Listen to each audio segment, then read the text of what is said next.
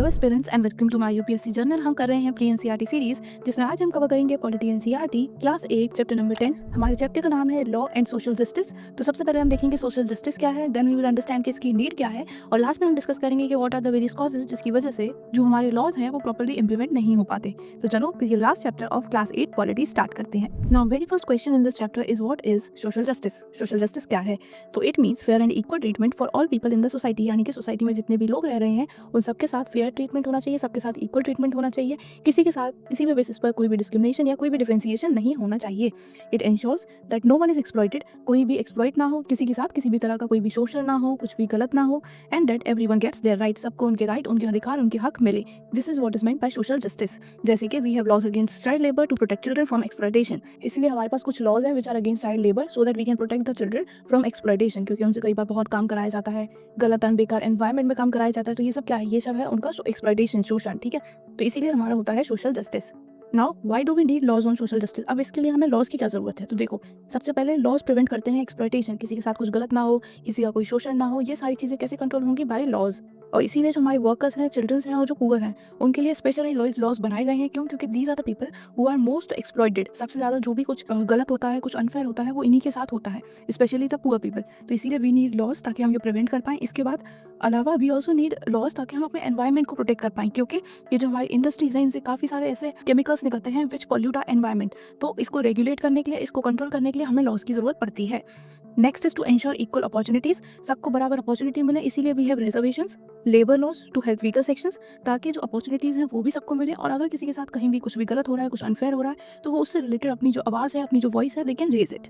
Next is to regulate private companies. अब जो private companies हैं they are privately own, but उनको भी रेगुलेट करना जरूरी है, इसीलिए to stop unfair wage and unsafe working conditions. जैसे कि जो प्राइवेट कंपनीज हैं उनके लिए सबसे इंपॉर्टेंट क्या है? उनके लिए इंपॉर्टेंट है उनका प्रॉफिट। तो इसीलिए कभी कभी वो क्या करते हैं कि वो अनफेयर वेज देते हैं, बहुत कम वेज देते हैं लोगों को। इसके अलावा जो वहाँ का वर्किंग कंडीशन है, एनवायरमेंट है, वो बिल्कुल खराब होता है, वो बिल्कुल सही नहीं है फॉर द पीपल, उनकी हेल्थ के लिए। तो इसीलिए वी हैव सर्टेन लॉज, जैसे कि we have minimum wage act. अब ये क्या है? ये अभी हम आगे डिस्कस करेंगे। तो चलो फिर देखते हैं laws to protect workers. Number 1 is minimum wage act 1948। तो ये लॉ इंश्योर करता है fair minimum wage to workers, यानी कि जो हमारी वर्कर्स हैं उनको एक फेयर मिनिमम वेज मिलनी ही चाहिए। तो ये जो मिनिमम वेज एक्ट है, ये वो मिनिमम वेज स्पेसिफाई करता है जो कि हर वर्कर को मिलना इज इंपॉर्टेंट। इसके अलावा there are factories act 1948। These regulate working conditions, factories में वर्किंग कंडीशंस कैसी होनी चाहिए, what is the minimum standard जो कि हर फैक्ट्री नीड्स टू मीट, ताकि जो वहाँ पे जो लोग काम कर रहे हैं वो एक सेफ एनवायरमेंट में रहें। तो इस जो फैक्ट्री एक्ट है ये हमें बताता है अबाउट द वर्किंग कंडीशंस। ठीक है, तो factory act regulates working condition. Then we have child labour provision act 1986। ये क्या करता है? It bans child labour in hazardous job. जो हमारी खतरनाक जॉब है, जो हैजार्डस है, वहाँ पर चाइल्ड लेबर का बैन किया गया है by child labour provision act. Then last we have is equal remuneration act 1976। It says equal pay for man and women, यानी कि a man and a women दोनों बराबर काम कर रहे हैं, इक्वल काम कर रहे हैं, तो उनकी जो पे है वो भी इक्वल होनी चाहिए। ये नहीं होना चाहिए कि आप मैन को ज़्यादा पे करो और वुमेन को कम। तो ये है अंडर दिस एक्ट। ठीक, तो ये कुछ इंपॉर्टेंट हमने लॉज देख लिए, कुछ एक्ट्स देख लिए, ये आपको पढ़ने हैं और साथ में आपको इनका याद रखना है कि ये बेसिकली किससे डील कर रहे हैं।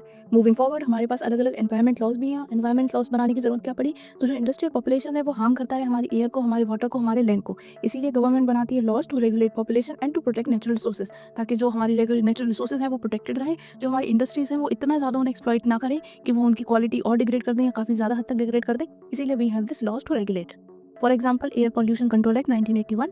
It controls harmful emission from industries. Industries में से जो हार्मफुल एमिशंस हो रहे हैं उसको कंट्रोल करने के लिए ये एक्ट आया था, which is air pollution control act.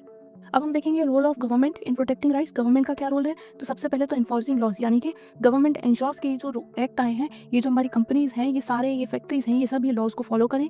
क्यों? क्योंकि इंपॉर्टेंट है for us and for our environment, for the workers. ठीक है, तो गवर्नमेंट का काम है कि वो ये इंश्योर करे कि ये जितने भी लॉज हैं ये सारे फॉलो किए जा रहे हैं, इनके अकॉर्डिंग ही काम हो रहा है।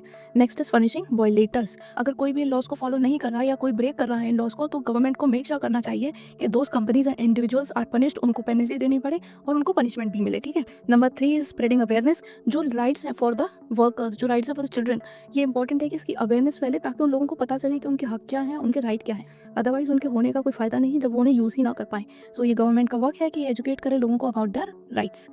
इसी तरह आपने देखा होगा कि गवर्नमेंट ने बैन कर दिया था single use plastic to reduce pollution. तो अगर कहीं भी उन्हें ऐसा कोई शॉप दिखता है जहाँ पर प्लास्टिक इज बीइंग यूज्ड, तो वहाँ जाकर उन पर फाइन लगाते हैं, उनका चालान काटते हैं। क्यों? ताकि वो आगे से ये रिपीट ना करें, गवर्नमेंट की जो लॉज हैं, जो पॉलिसीज हैं, उनको फॉलो करें, because this is important to prevent our environment. तो इसी तरह जो हमारी गवर्नमेंट है उसको ये टेक केयर करता रहना चाहिए, ये चेक करते रहना चाहिए कि जो भी उन्होंने लॉज बनाए हैं वो प्रॉपर्ली फॉलो हो रहे हैं या नहीं, और अगर कोई नहीं कर रहा तो उसे पेनलाइज करें, उसे पनिशमेंट दें। Next is what are the challenges in implementing laws. अभी इम्प्लीमेंट लॉज जो होते हैं इनको इम्प्लीमेंट करने में चैलेंजेस क्या आते हैं। तो number one is weak enforcement. तो बहुत सारी कंपनीज हैं जो ये लॉज वायलेट कर देती हैं, फॉलो नहीं करती। क्यों? क्योंकि इनको कोई एनफोर्स करने वाला ही नहीं है, कोई अथॉरिटी ही नहीं है जो ये चेक कर रही है कि ये कंपनीज ये लॉ सही से फॉलो कर रही हैं या नहीं कर रही। तो जब तक कोई अथॉरिटी नहीं होगी, कोई एनफोर्सिंग बॉडी नहीं होगी, बहुत ही मुश्किल है कि ये जो लॉज हैं ये कोई फॉलो करे अच्छे से। Next is corruption.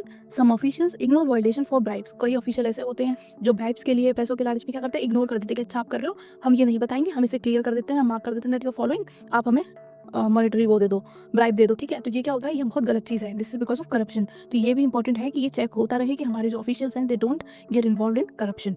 Next is lack of awareness. Workers and citizens are aware of their rights. वही हमने ऊपर अभी पढ़ा था कि बहुत ज़रूरी है कि स्प्रेड की जाए अवेयरनेस। क्यों? क्योंकि जो वर्कर्स हैं, जो सिटीजन्स हैं, उनको उनके राइट्स के बारे में ही नहीं पता। तो जब पता ही नहीं है तो उन्हें अवेल कैसे कर पाएंगे। सो इट इज़ इंपॉर्टेंट कि अवेयरनेस के बारे में ज़्यादा से ज़्यादा फैलाई जाए, वर्कर्स को उनके राइट्स पता हों, जो चाइल्ड वर्कर्स हैं उन्हें उनके राइट्स पता हों। इसके अलावा पावरफुल कंपनीज, कुछ बिजनेसमैन बहुत ज़्यादा इन्फ्लुएंशियल होते हैं और इसीलिए क्या करते हैं कि वो जो पॉलिसीज़ हैं वो अपने बेनिफिट के लिए यूज़ कर लेते हैं without even following them. For example, अगर कोई गवर्नमेंट की कोई सब्सिडी है या कोई सब्सिडी है तो क्या करेंगे, वो ऐसा दिखा देंगे दैट यार they are following the rules and regulation, और वो उसका बेनिफिट तो ले लेंगे बट वो इसे फॉलो नहीं करेंगे। तो ये कब होगा, जब लोग ज़्यादा इन्फ्लुएंशियल होते हैं तो वो ऐसा बहुत आराम से कर लेते हैं ना। लास्ट में इस चैप्टर में हमें बताया गया about the Bhopal gas tragedy जो हुई थी in 1984 on 2 December at midnight. A deadly gas leak हो गई थी। एट कहाँ पर लीक हुई थी? ये हुई थी at Union Carbide plant in Bhopal, India. ये एक पेस्टिसाइड फैक्ट्री थी और यहाँ पर रात को एक बहुत हमारी हार्मफुल पॉइजनस गैस, जिस गैस का नाम था methyl isocyanate, this was released in the atmosphere in the air. ये लीक हो गई थी और इस वजह से रिलीज हो गई थी और इसकी वजह से thousands of people died and several लोगों को हुई थी सीवियर हेल्थ प्रॉब्लम्स। हज़ारों लोग मर गए थे और बहुत सारे लोगों में अभी तक वहाँ पर आपको हेल्थ इश्यूज देखने को मिलेंगे। बात करें इस डिजास्टर की कॉज की, तो सबसे पहले पुअर सेफ्टी मेजर्स।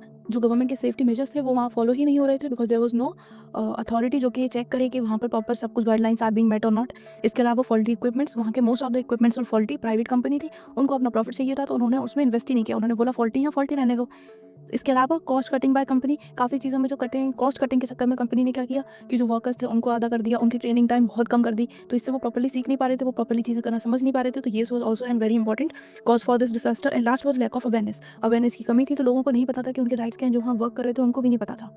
ठीक है, तो ये कुछ चीज़ें थी that were the causes. Impact क्या हुआ इस ट्रेजेडी के, मोर देन 8000 पीपल डाइड, बहुत सारे लोग, हज़ारों लोग मर गए थे, 8000 तो तक, उसके बाद में भी बहुत लोगों की डेथ हुई। इसके अलावा lakhs of people suffered from lung disease, cancer and birth defects. बहुत सारे लोग थे जिन्हें लंग डिसीज हो गई, कैंसर हो गई, बर्थ डिफेक्ट्स। अभी तक वहाँ पर जब बच्चे का बर्थ होता है तो काफ़ी बच्चों में दे आर डिफेक्ट्स, तो ये अभी तक वहाँ पर you can feel the effect of this incident. इसके अलावा एनवायरमेंटल डैमेज, आप सोच ही सकते हो कितना हुआ जब इतने सारे ह्यूमंस की डेथ हो गई, तो एनवायरमेंट में इस चीज़ का क्या इफेक्ट पड़ा होगा that you can understand. And it was the result of this incident कि क्रिएट हुआ था हमारा एनवायरमेंट प्रोटेक्शन एक्ट 1986। तो ये एक इंसिडेंट है जो आपको याद रखना है, भोपाल गैस ट्रेजेडी, जिसमें कौन सी गैस रिलीज हुई थी, methyl isocyanate. So with this we have completed polity class 8 chapter number 10 and now polity class 8 हो गई हमारी खत्म। इस चैप्टर में कहीं भी कोई डाउट हो तो कमेंट में पूछ लेना, साथ में लेक्चर कैसा लगा ये कमेंट में जरूर बताना। अब मैं मिलूंगी आपसे नेक्स्ट वीडियो में। Till then bye bye, take care, पढ़ाई करते रहो।